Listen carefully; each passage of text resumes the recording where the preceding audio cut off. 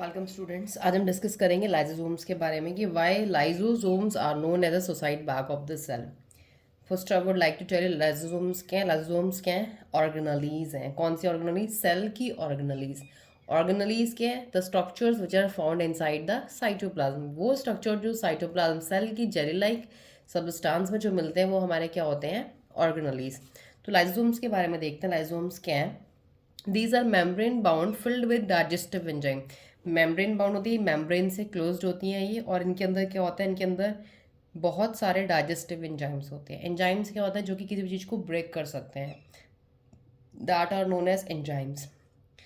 दूसरा फंक्शन क्या है? Waste disposal system of the cell. ये हमें हमारे सेल का सारा वेस्ट, जितने सेल का भी जो भी हमारे सेल की गंदगी होती है ना, वो डिस्पोज कौन करता है? वहाँ पर तो कोई गड्ढा नहीं है बॉडी के सेल के अंदर कि आप फेंक देंगे सारा, बट वो सारा का सारा जो सामान है, वो जो जितना भी वेस्ट है बॉडी का, वो सारा कौन करता है?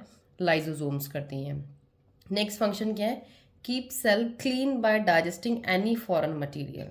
ये सेल को बिल्कुल क्लीन रखती हैं। लाइजोम्स हमारे सेल को बिल्कुल साफ रखती हैं।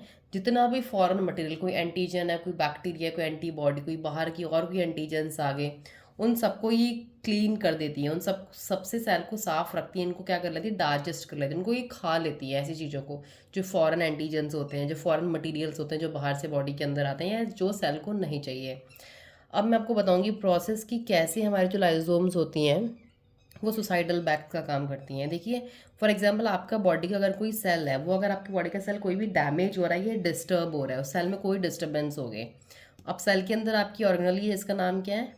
लाइजोसोम। ये है। ये लाइजोसोम क्या करेगी? लाइजोसोम ये बर्स्ट होगी, फटेगी, और अपने अंदर से सारे एंजाइम्स को बाहर निकाल देगी। एंजाइम दिख रहे हैं आपको रेड कलर के डॉट्स में, सारे एंजाइम्स बाहर आ गए।